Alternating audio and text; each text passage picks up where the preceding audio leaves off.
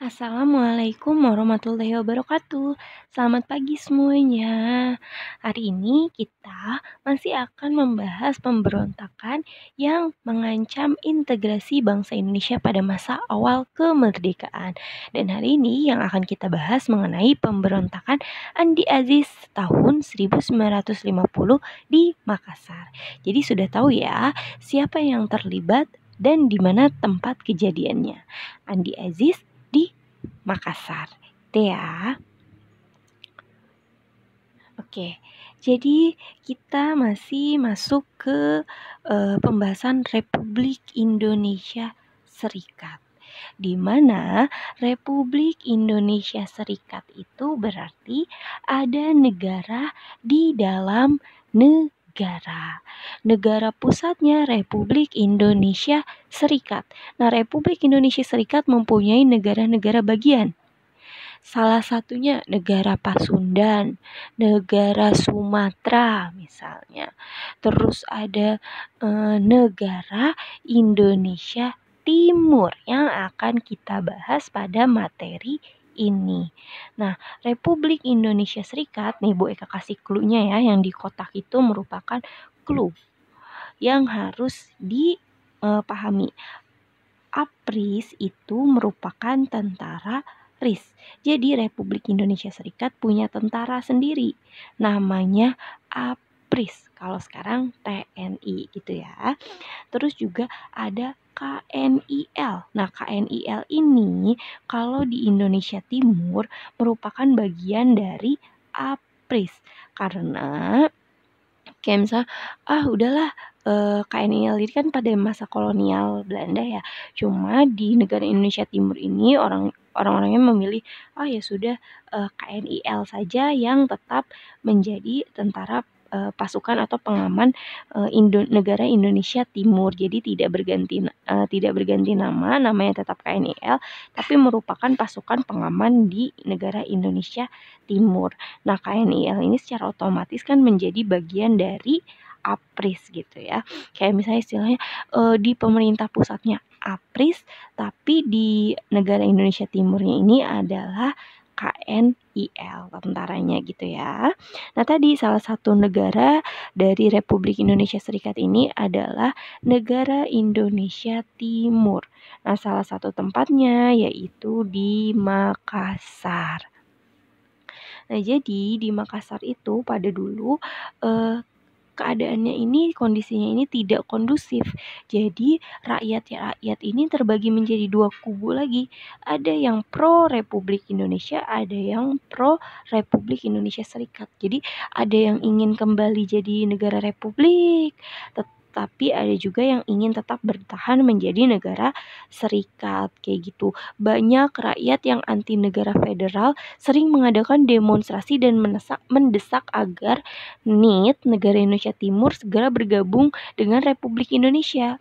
Nah, kemudian golongan yang setuju dengan negara federal juga sering melakukan demonstrasi, sehingga ketegangan di wilayah Makassar semakin memuncak kayak gitu. Nah, terus selanjutnya ini ya, clue yang tadi APRIS itu merupakan tentara RIS. KNIL bagian dari APRIS dan KNIL merupakan pasukan pengaman NIT. Sekarang, siapa sih Andi Aziz? Ada yang tahu nggak sih siapa Andi Aziz? Kalau tahu, kalian boleh jawab di buku catatan kalian siapa itu Andi Aziz. Ya, ini orangnya Andi Aziz yang berasal dari Makassar nih. Yang pertama, Andi Aziz itu merupakan perwira KNIL di negara Indonesia Timur. Tuh. Yang kedua, dia merupakan ajudan setia dari Presiden negara Indonesia Timur, yaitu Sukowati. Jadi, karena negara bagian ya, pasti punya presiden. Nah, presidennya ini adalah Sukowati dan si Andi Aziz ini merupakan ajudan yang setia. Nah, kemudian tadi kejadiannya di Makassar itu kan tidak kondusif, banyak demonstrasi terjadi, terus juga masyarakatnya terbagi menjadi dua kubu.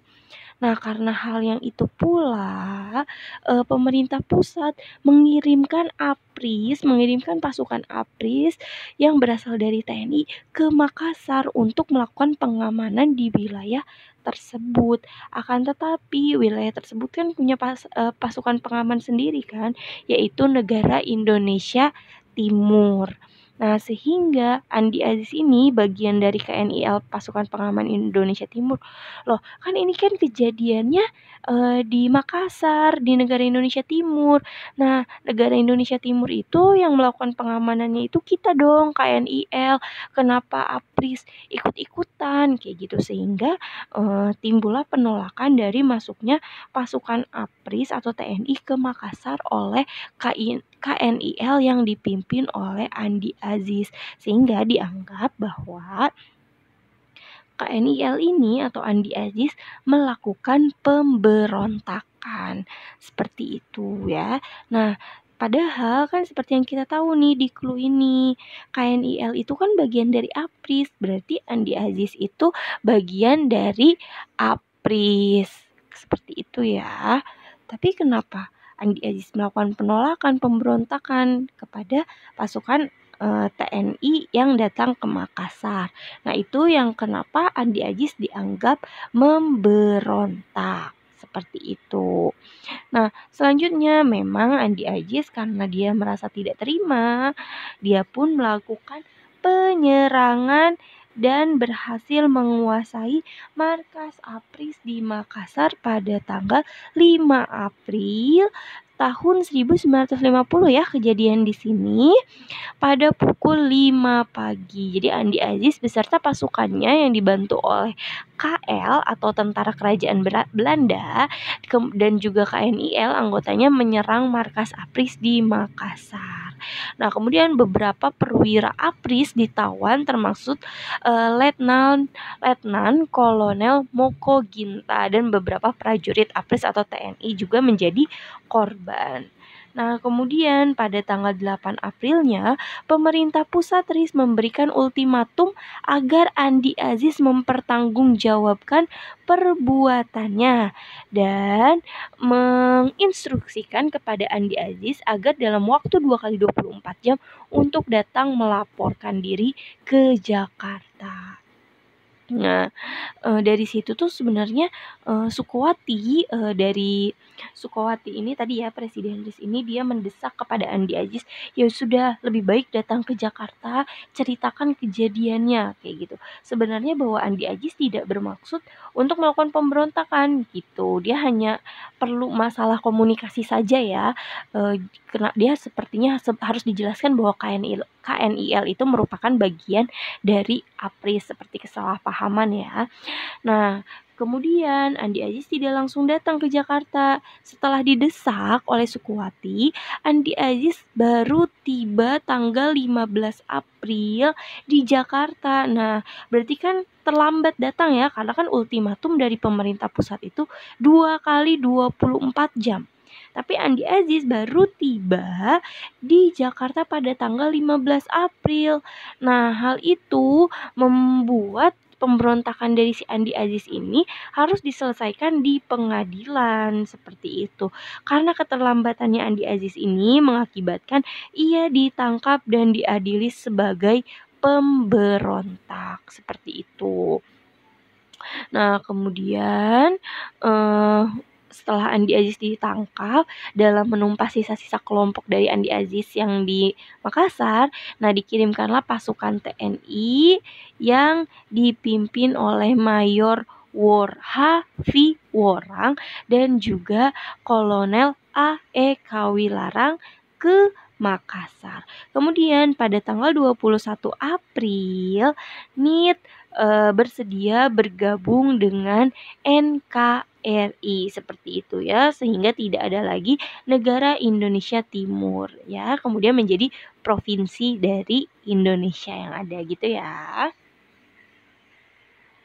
Semoga dengan video pembelajaran ini kalian akan mendapatkan pengetahuan yang baru ya. Terima kasih atas perhatiannya. Wassalamualaikum warahmatullahi wabarakatuh.